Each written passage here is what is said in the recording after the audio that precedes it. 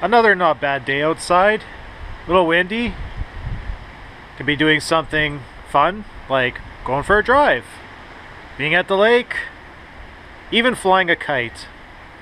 Well, who am I kidding? I got things to do.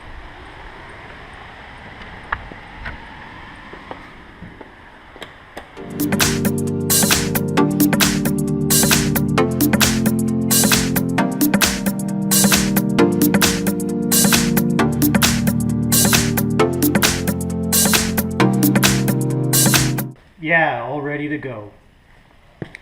Welcome back, fellow YouTubers. If this is your first time tuning in, you're watching Shelby Sean, and welcome to my channel. Today we're going to try something a little different. It's time for this guy to get a BJ. No, not that kind. Brake job.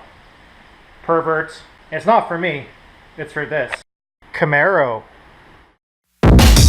Hey, no, no, no, hey, no, no, no, hey, no, no, hey, hey, no, hey, no, no, hey, no, no, hey, no, no, hey, hey,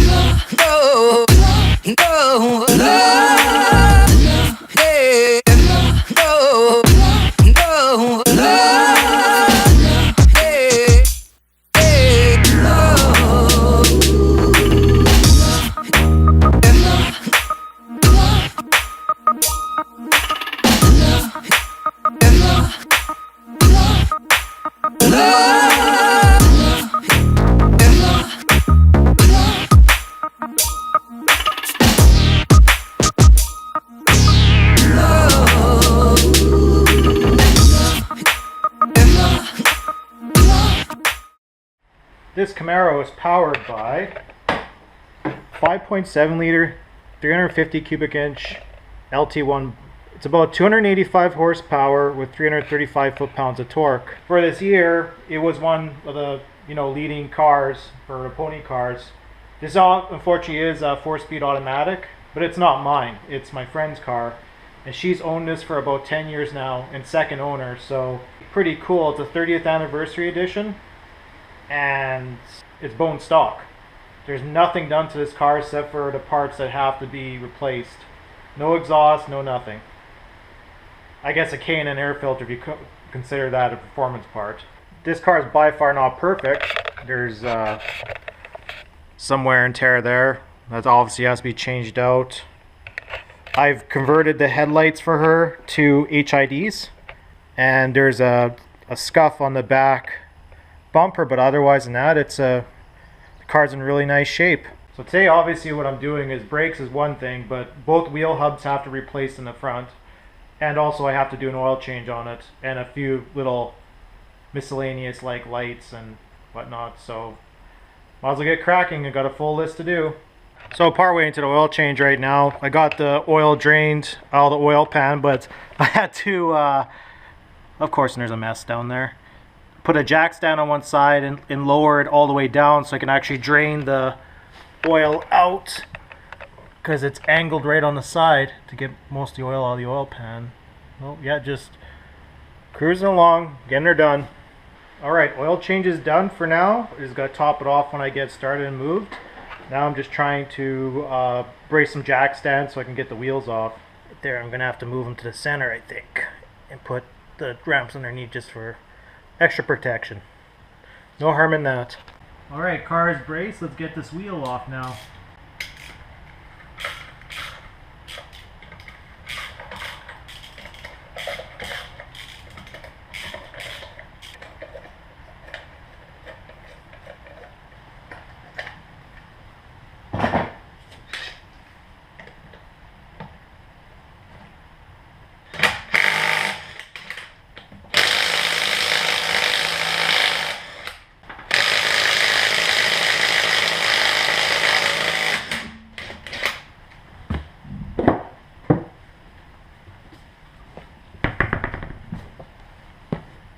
There's the brake. I'll just take that off, the rotor off, and then we'll get to the hub assembly. Again, I'm not going to do step-by-step procedure. If I see something that maybe I would do differently, I'll record it, but otherwise than that, you guys are just going to see the aftermath. Brakes I went with are the Power Stop Extreme Street Performance brakes. Some racers recommend them a good brake, so we'll see how good they are. Another good reason to have your front end on jack stands when you're doing brakes is so you can actually turn the wheel so you can access the bolts on the back side of your brake calipers. Makes the job a lot easier, and I'm replacing the hub assemblies too, so I just have to keep moving it back and forth, and everything's so easy access. One thing I want to point out is that cleaning is a very important part of doing these jobs. Is like even doing the hub assembly, I'm wire brushing off the ends here and blasting with brake clean to clean out any soot so the bolts come out easier.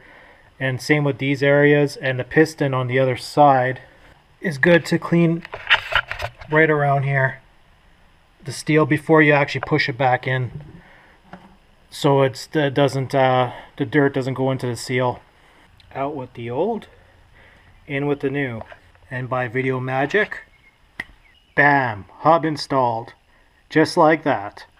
Now onto the brake, and there, driver's side's finished. It's a good habit to put the wheel, when you put the disc on before you put the caliper, put a couple wheel nuts on just to hold the disc in place so you can put the caliper on easier.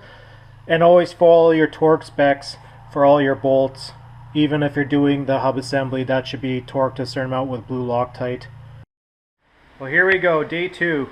I ran out of time the other day, and obviously my GoPro ran out of battery, so yeah, we got to do the rear brakes, and I found out the brake fluid is pretty dirty, so I'm going to change that out as well. Might as well when we're in there, right?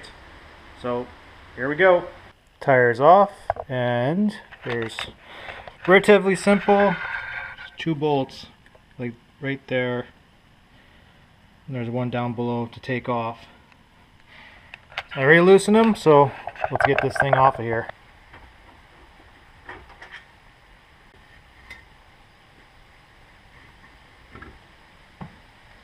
Normally these are stuck on the discs. Not this case, they came right off. It's pretty. Also, it's always a good idea to have something to sit your brake caliper on or tie it up so it's not hanging if you're not choosing to take the line off. Which in this case I'm not.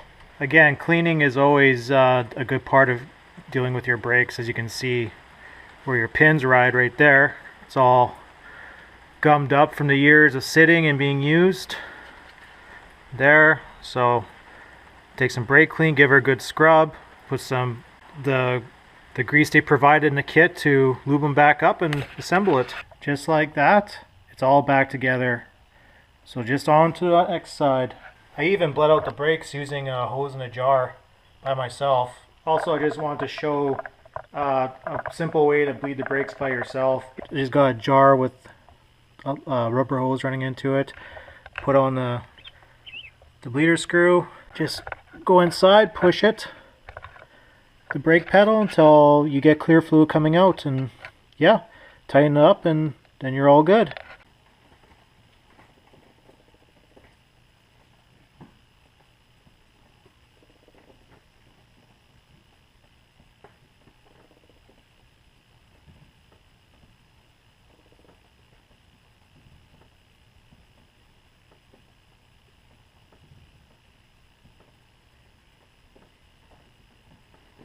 And it's just as easy as that. Just make sure to keep topping up your brake fluid in the meantime, so yeah, you don't get air in the system again.